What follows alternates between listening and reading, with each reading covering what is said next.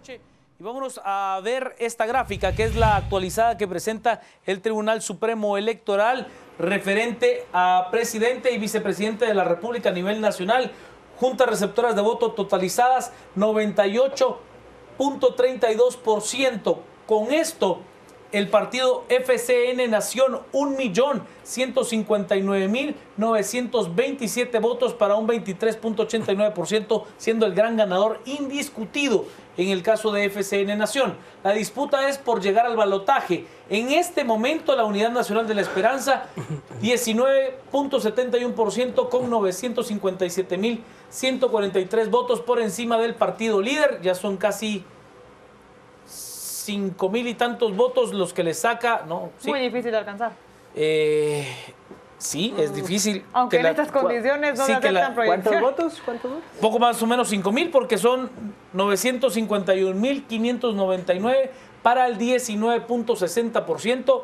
Ya hay pues una diferencia que se ha ido de a poco ampliando. Habría que esperar qué es lo que muestran las actas restantes. Hay mucha gente que está preguntando por qué ese 2% es tan complicado de poderse computar. Si ya computó el 90%, a ver, hay que entender qué es lo que pasa. Son urnas que están impugnadas, urnas que tienen algún tipo de problema. En algunos casos esas urnas ni siquiera existen. Por ejemplo, los problemas que se dieron en el departamento de Chimaltenango, donde se quemaron las papeletas, donde se quemaron las urnas. Esos votos no pueden tomarse como válidos porque no se sabe a ciencia cierta cuál es el acta de la Junta Receptora de Votos. Por eso es que no se logra totalizar el número. Si es normal o no, sí es normal. Lo que pasa es que cuando usted tiene una diferencia de 3, 4 o 5 puntos porcentuales entre los dos que pasan al balotaje en comparación del resto, pues ese diferencial del 2% es poco relevante en cuanto a las mediciones de carácter estadístico. Vamos a comenzar el análisis principalmente con la victoria de Jimmy Morales y luego hablamos de lo que ha pasado a nivel municipal y a nivel de diputaciones. Solo revisamos nuestra cuenta en Twitter, @canalantigua, para conocer qué es lo que usted está comentando en este instante. Brandon nos dice: resultados electorales, es demasiado el tiempo en el supuesto conteo. Cualquier fraude va a ser culpable el Tribunal Supremo Electoral, aliados del líder, pero no les toca. Yo de verdad no estoy de acuerdo con ese grito constante del fraude electoral. Creo que de verdad lo que sucedió ayer, ese grito a mí me parece muy raro. Lesbia Salguero: ni las cancioncitas, anuncios conmovedores, infomerciales y regalitos determinaron el voto de Guatemala. Fabiola nos plantea: el oponente de Sandra Torres no será Jimmy, sino Guatemala entera. Y como a Valdizón la vamos a aplastar, dice Fabiola. El doctor Hernández: las encuestas fallaron rotundamente, se rompieron varios paradigmas, definitivamente Guate cambió. Yo no estoy de acuerdo con el doctor Hernández, principalmente. Hubo sorpresas, por supuesto, pero tampoco es que se haya digamos que la última de Prensa Libre publicada le pegó. Fernando nos dice: ¿por qué no mejor manipulación electoral, Tribunal Supremo Electoral, que resultados electorales? Es que de verdad, Fernando, ese 2% es el más complejo de poder tener el resultado. No es que haya gente todavía contando los votos, no malentendamos los términos. No. Es que la urna está impugnada. Usted tiene que llevar un abogado, un representante del Tribunal Supremo Electoral, urna por urna, al sitio, in situ. O sea, no es tan fácil como nosotros lo estamos planteando de vuelva a contar los votos y solo son 500 papeletas. No es así de simple. Mario Rosales, buenas noches. Hola, ¿qué tal, Juan Carlos? Ana Lucía, buenas noches, y a toda la audiencia que seguramente están desvelados igual que nosotros en esta noche larga del domingo, luego de la jornada comicial. Bueno, yo quisiera empezar, Juan Carlos, quizá no quiero parecer dramático, ¿verdad? Pero sí un llamado a la calma. Un llamado a la calma y a la serenidad. Creo yo que somos una sociedad donde es entendible que permee tanto la desconfianza, el miedo, y hemos sido presa también de las campañas del terror y estas enculubraciones. Hay que decirlo, desde 1985 a la fecha, cuando, digamos, empezó esta era democrática, muy entre comillas, una de las instituciones que medianamente ha ido paralelo a esto de dejar un pasado oscuro de votaciones fraudulentas, donde en los regímenes militares ya se sabía que el ministro de la Defensa de turno iba a ser el presidente del próximo periodo presidencial. A ese sí le tocaba, donde se sabía que los votos los contaban ahí en el sótano de la municipalidad y ya se sabía que iba a ganar. Entonces, yo sí quiero llamar un poco la reflexión y yo sí me uno a las voces, como usted lo mencionaba, pensar de estos fraudes de engordar urnas o de quitar papeletas, no. Eso de verdad que si medianamente nos gusten o no nos gusten algunas resoluciones del Tribunal Supremo Electoral, sí tenemos que tener la plena confianza que los votos al momento del escrutinio hay fiscales de la mayoría de los partidos políticos presenciando ese evento. Uno. El que menos fiscales seguro tiene es Jimmy Morales. Claro. Con toda certeza. Claro, con toda certeza, pero fiscales de líder, fiscales de la UNE. Voto por voto van a fiscalizarse, seguro. ¿Verdad? Entonces, digamos que hay que tener cierta calma, tranquilidad y no estar pensando que sí que van a quitar papeletas o engordaron urnas. No, yo creo que fraude en ese sentido, a como se hacía en los 70s y 80s, no. Que de plano la impronta de ese pasado nos persigue en el imaginario colectivo es entendible. Hemos sido una sociedad presa del miedo, presa de estos grupos que manejan estas campañas del terror. En fin, a lo que voy es que, por ejemplo, también hay que recalcar mucho en que el escrutinio lo hacen ciudadanos voluntarios. Que ponen su nombre. Que ponen su nombre. O sea, no es gente del Tribunal Supremo Electoral, o sea, trabajadores del Tribunal Supremo Electoral, para que alguien diga, no, es que de plano los del Tribunal Supremo no, son voluntarios en presencia de fiscales de la mayoría de partidos políticos. Eso por un lado. Por el otro, este escenario tan cerrado, Juan Carlos, este escenario tan cerrado, lo hemos visto en otros países de la región, lo hemos visto en Costa Rica, cuando Otón Solís se disputó la presidencia con Oscar Arias a principios de los 2000, lo hemos visto en Estados Unidos, lo hemos visto en el vecino México. De George W. Bush a la corte. Fue por 3,000 y pico votos también. Y se fue a la corte. Entonces, a lo que vamos es que este evento que estamos asistiendo y el que estamos viendo concluye o se junta con un montón de factores. Crisis política.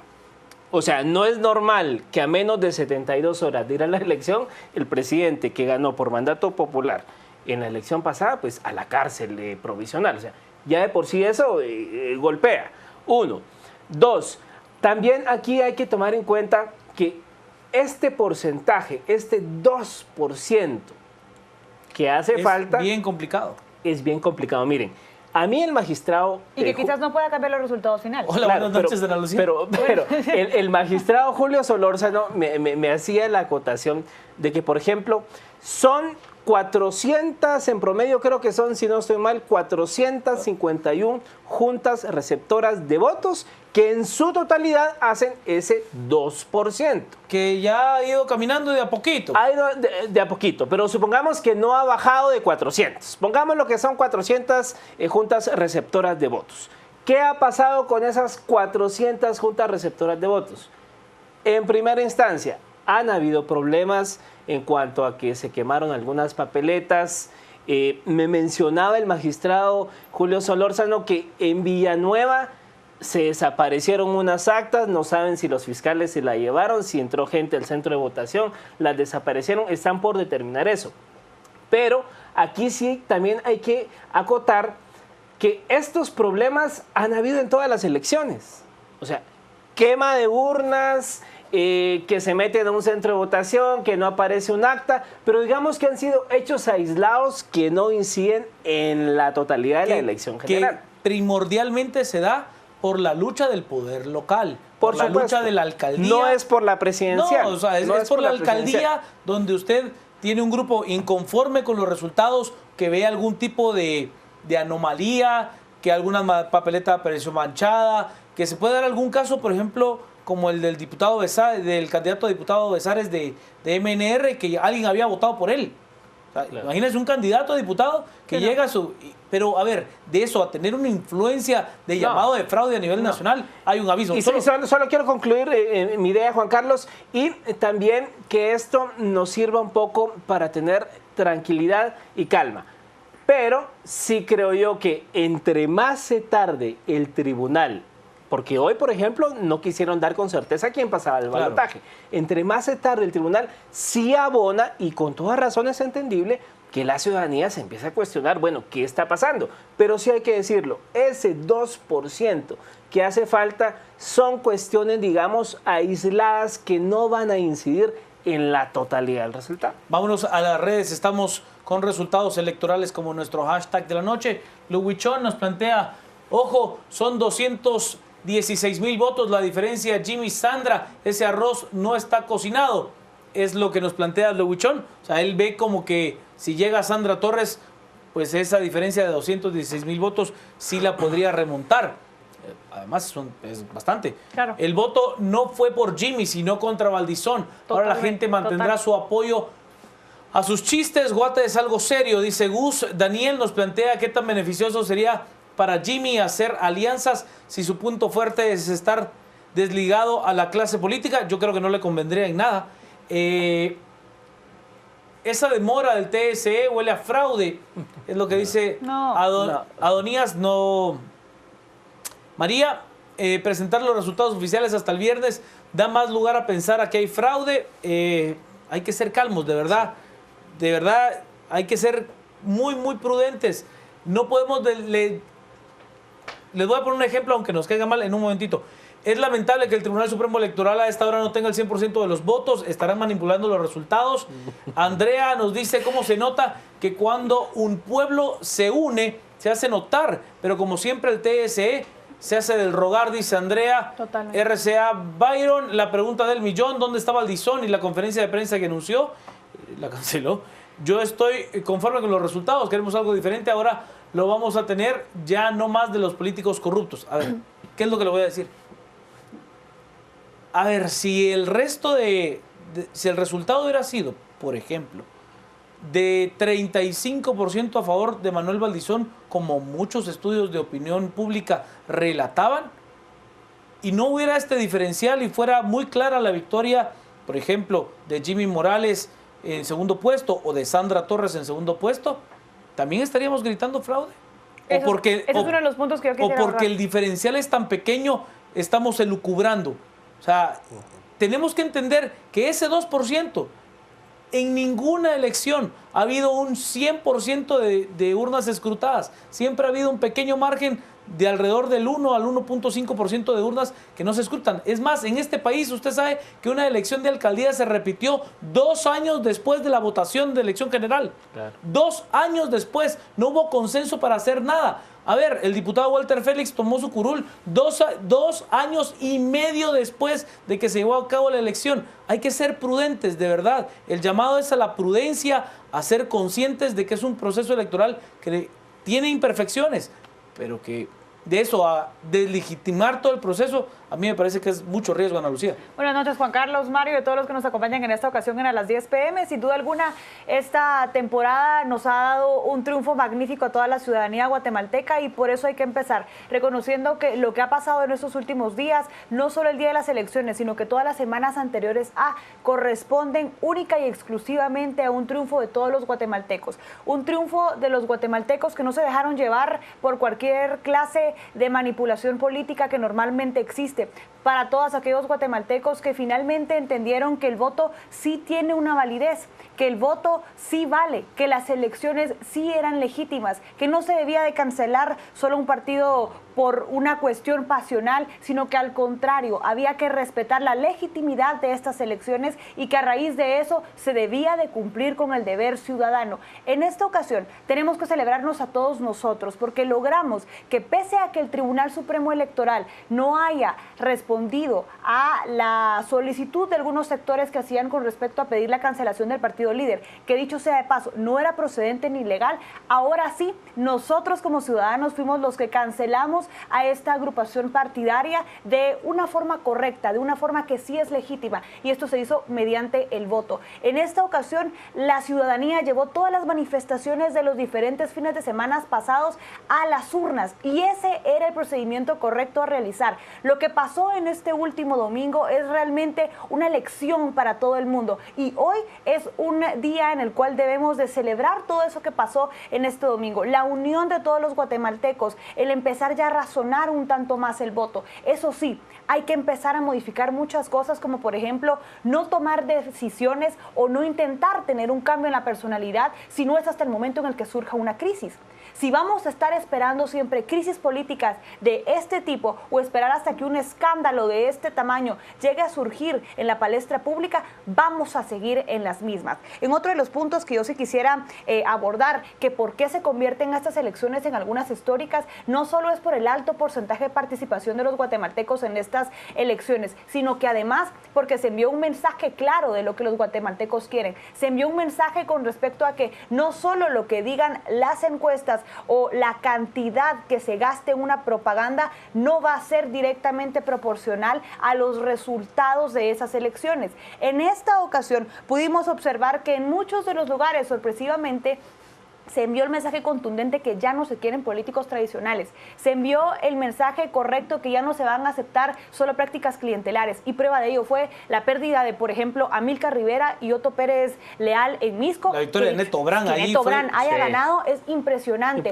Una persona que sale tan solo unos meses antes del partido líder. La señora Asensio en la antigua Guatemala, en su tercera elección, finalmente enfrentándose a dinosaurios de corrupción que habían estado encrispados en el sistema político de ese lugar desde hace muchísimos años. Estamos hablando también de la pérdida de Armando Paniagua en Xela. Estamos hablando de la pérdida de muchísimas otras figuras. Así es, de muchas otras figuras que tenían ellos pensando que tenían garantizado ya su lugar cuando simplemente esto no pasó. Este de verdad es un triunfo para los guatemaltecos. Empezar a despedir antes de que lleguen al lugar a los políticos es ya invaluable. Y es que yo creo que la votación de Misco, y yo lo decía, la votación de Misco es quizá lo micro lo que podemos leer a nivel nacional, ¿no? Totalmente. Y hay que entender que todavía... Neto Brand corría por Unidad Nacional de la Esperanza. Sí. Así es. Y salió de ese partido y encontró en MR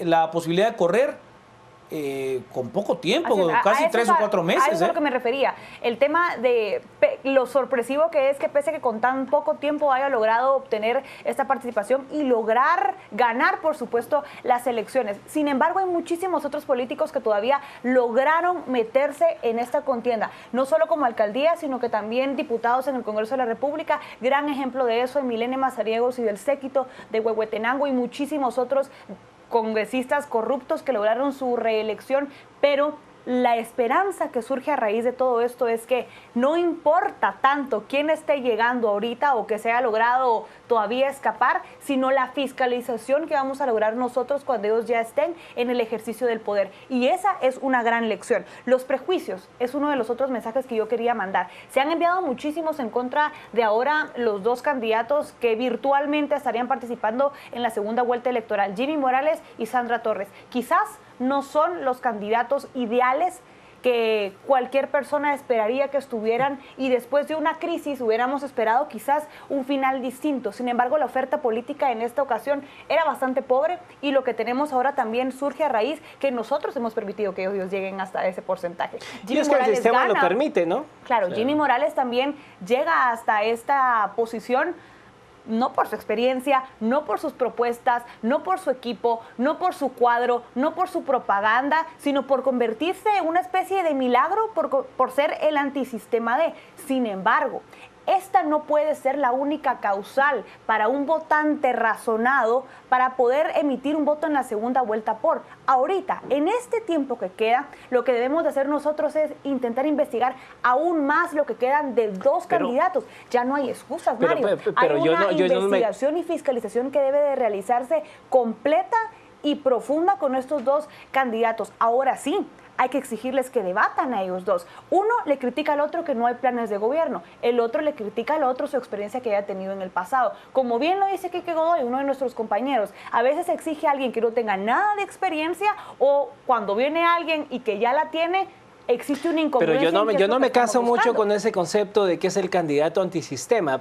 Si bien él no ha estado dentro del sistema, hay que indagar un poco quién está detrás del candidato. ¿Y quién lo posiciona ahora, Mario? ¿Verdad? Porque no es una cuestión así espontánea. Si empieza a posicionarse él en el mapa, es porque también hay actores que están interesados en que él esté. Y eso es lo que debemos de nosotros investigar. Y miren, no tan diferente que hace 4 meses Jimmy Morales caminaba muy tranquilamente por los mercados haciendo propaganda. Anoche, ya en el centro de cómputo, con 15 agentes de seguridad. ¿Quién le da esa seguridad a Jimmy? Vamos a revisar algunos de los resultados que se dieron en cuanto a los listados de diputados. Hay algunas sorpresas, algunas grandes victorias de lucha y otras que, a ver, son normales. No me malentienda con normales, me refiero a que el sistema permite este tipo de cosas. Quizás el departamento donde usted pueda ver esa estructura de cacicazgo es en Huehuetenango. Si mis compañeros me hacen el favor de acercarnos a Huehuetenango. Allí, Mirza Judith Arriaga Mesa de Cardona, por el Partido Libertad Democrática Renovada Líder. Luis Adolfo Chávez Pérez, ambos con proceso de antejuicio. Ahí también Sofía Janet Hernández Herrera por el Partido Líder. Bueno, ahora el ex vicepresidenciable del Líder, el señor Barquín, también tendrá que enfrentar la justicia. Pierde su derecho a antejuicio. Pero aquí es donde le entran otros. Vea, por el Partido Patriota, Emilene Mazariegos. Por el partido URNG Maíz, ahí sí entra Walter Rolando Félix, que también es reelecto. Mauro Guzmán Mérida por Unidad Nacional de la Esperanza y Julio César López Villatoro. Este es uno de los que tiene pues ese peso del voto tradicional que el sistema le permite. Grandes sorpresas, por ejemplo, en el listado nacional, si mis compañeros me hacen el favor de bajar, listado nacional, Leocadio Huracán Salomé, gran sorpresa por parte de la convergencia del CCA y del CPO.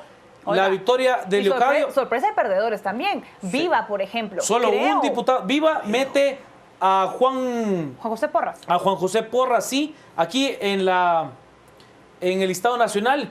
Ninet Barenca Montenegro, Encuentro por Guatemala, mete 2. A ver, le doy estos datos que no son del Tribunal Supremo Electoral. Es una tabla de la aplicación del método de Hunt que hace el distinguido licenciado Javier Brolo de Así es, que él la hace pública, utiliza el método de Hunt y nos da a conocer los listados.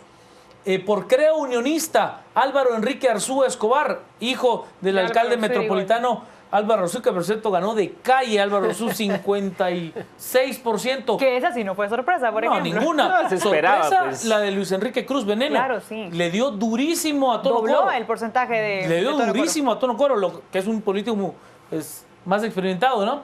Estamos en el listado nacional. Si mis compañeros me hacen el favor de ponerlo. También Delia Emil Dabac, por parte de Libertad Democrática Renovada Se seguirá Líder. peleando con Mario Taracena. Luis Armando Rabé, Roberto Ricardo Villate Villatoro, Óscar Roberto Corleto Rivera, todos por Libertad Democrática Renovada. Ahora, Juan Carlos, lo interesante va a ser el movimiento de Gustavo piezas. Arnoldo Medrano Osorio, también por Libertad Democrática Renovada Líder.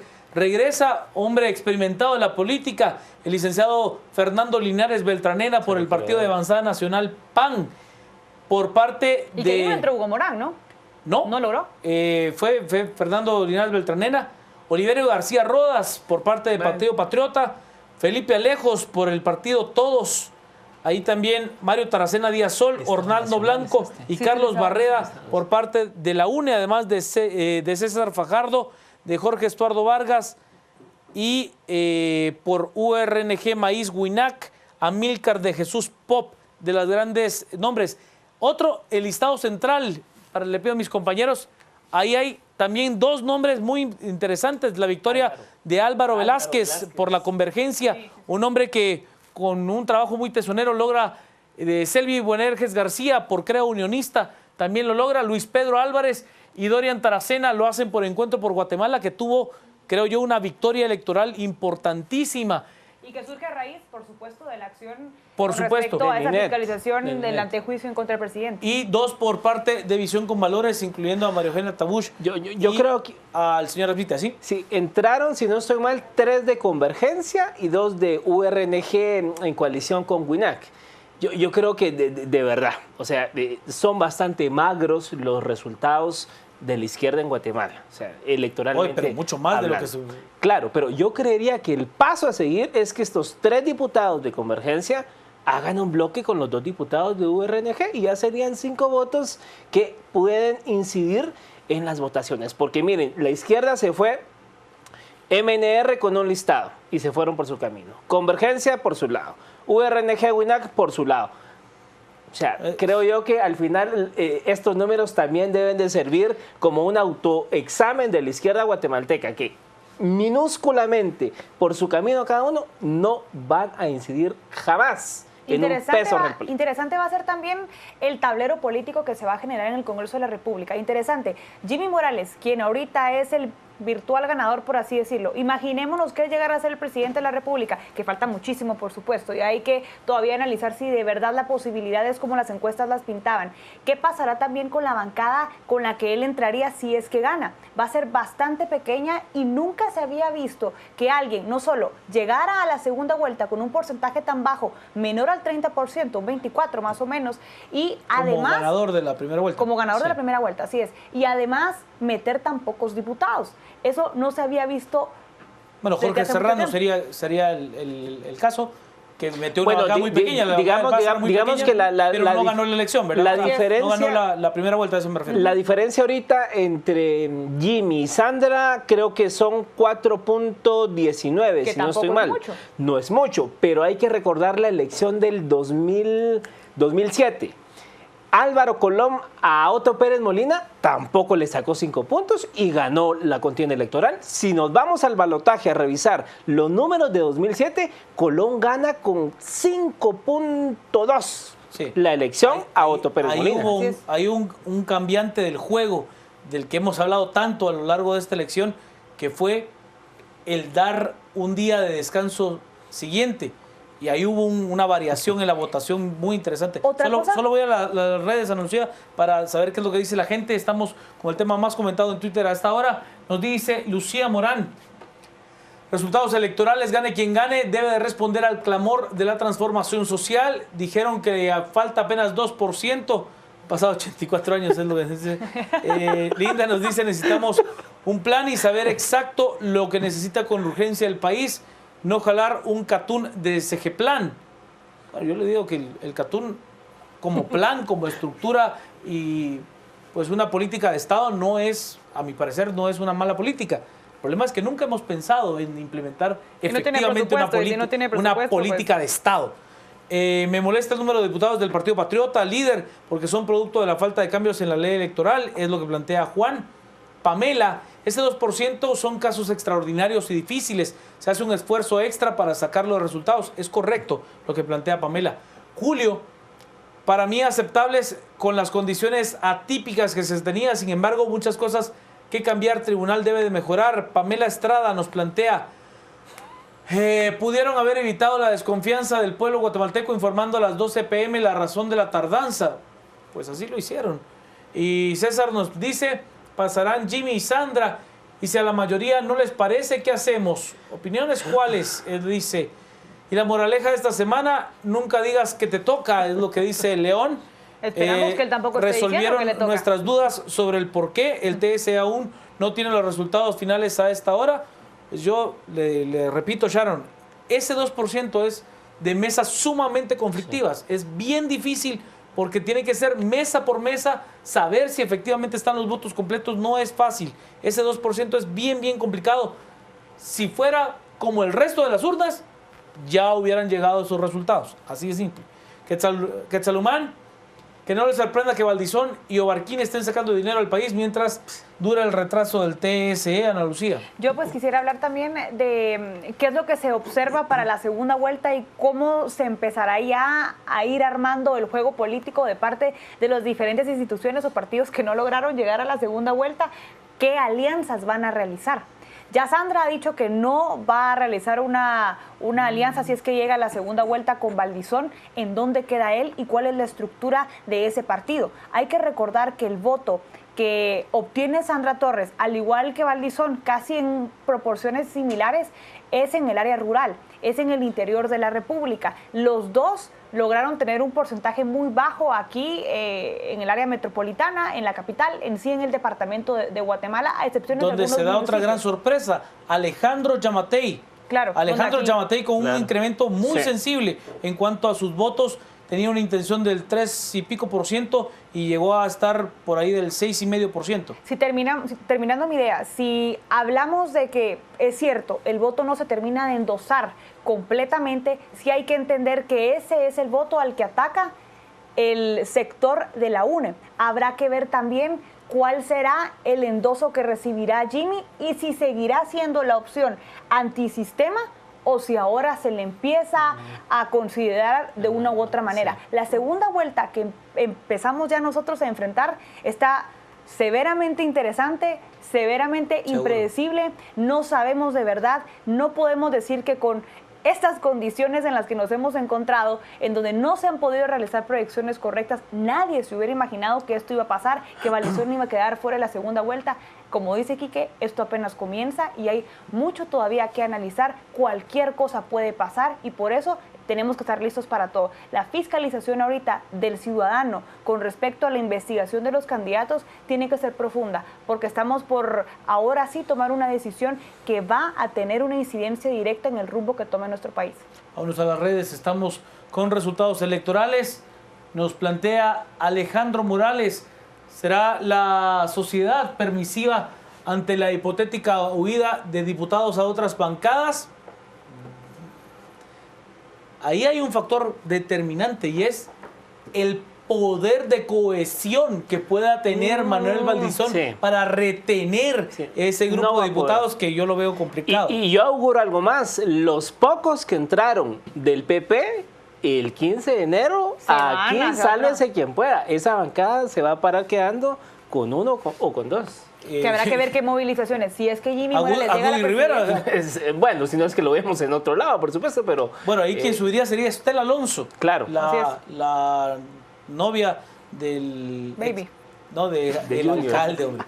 Del alcalde de Misco, Otto Pérez Leal. Vamos, Oscar nos dice, Guatemala respondió de manera ejemplar en el elecciones 2015, esperando el pueblo continúa así. El TSE está dentro del plazo, según el artículo 245 de la Ley Electoral y de Partidos Políticos.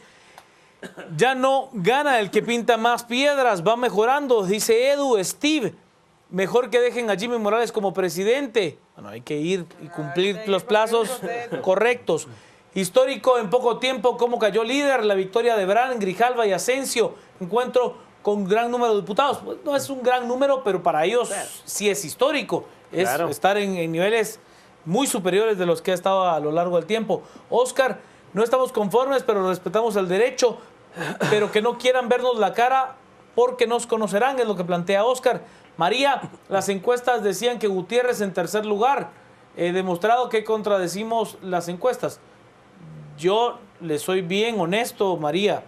Yo vi varias encuestas y las vi de manera profunda y en ninguna vi a Juan Gutiérrez en el tercer lugar. O sea, en ninguna. La publicada por él, sí. Sí, pero en ninguna que fuera independiente, que tuviera un muestreo correcto, en ninguna vi a Juan Gutiérrez en el tercer lugar. Sí vi a varias, a Jimmy Morales en el segundo y creciendo fuerte. Sí vi en varias un descenso fuerte de Manuel Valdizón. Claro. Sí vi a varias... El estancamiento de Sandra. A ver, el estancamiento de Sandra es notorio. Pero que se debe también a esta división del voto rural, que será uno de los fenómenos a analizar en esta segunda vuelta. A ver, Sandra se mantuvo toda la campaña en ese margen, 18-12. Pero ahí con presencia de Manuel Valdizón. Sí, claro, pero ese era su margen y no creció de ahí. En el caso de Jimmy Morales, sí tuvo un incremento trepidante hasta llegar a un punto muy alto y creciendo. En el caso de Manuel Valdizón, la última semana fue lapidaria para él. Terrible, lapidaria. Quique Godoy lo planteaba el martes pasado. Solo voy a terminar aquí y me tengo que ir a la pausa porque tengo que terminar. quedó Daniela Bertranera en curul, no de momento, pero sí podría llegar por el tema de Woody Rivera. Torres representa la política nefasta y que todos estamos cansados. Jimmy es algo nuevo. Alejandro, ¿saben algo de la alcaldía de San Miguel Petapa? Ganó alguien que no está inscrito, es lo que dice Alejandro. Y tribunal de suspenso electoral, dice Quetzalumán. Siempre tiene un humor muy especial, Quetzalumán. Vamos a la pausa. Estamos a las 10 p.m. en el análisis. Vámonos a las redes. Tenemos mensajes. Estamos con resultados electorales como nuestro hashtag de la noche. Nos dice Brian, el TSE no tiene nada que ver. Si se están tardando es por las demandas de los partidos y eso lleva tiempo, dice Brian. Juan, creo que UNE y Líder tienen suficientes fiscales como para pensar en fraude. Pero entre ellos, si ya Jimmy Morales pasó, entonces, o sea, ahí es donde entra el tema, ¿no? Luis nos dice qué garantía podemos tener de un conteo final correcto ante un Tribunal Supremo Electoral que no pudo hacer cumplir la ley, dice Luis. Yo le digo, bueno, yo sí tengo precedentes fuertes, ¿no? Yo sí tengo una gran confianza en el tribunal en ese sentido, porque las juntas receptoras de votos son ciudadanos, gente que pone su tiempo, su nombre, su honra para que el proceso se lleve a cabo. Se habla de una amenaza de quemar papeletas en Chisec. Ese es el reporte que tiene. Es triste ver que la Guatemala pensante también elige mal y luego dicen que es la Guatemala profunda la que se equivoca y pues nos muestran este meme de la película Cars que también está muy simpático. La verdad está simpático, mostrándonos pues cómo ha sido la llegada a segunda vuelta.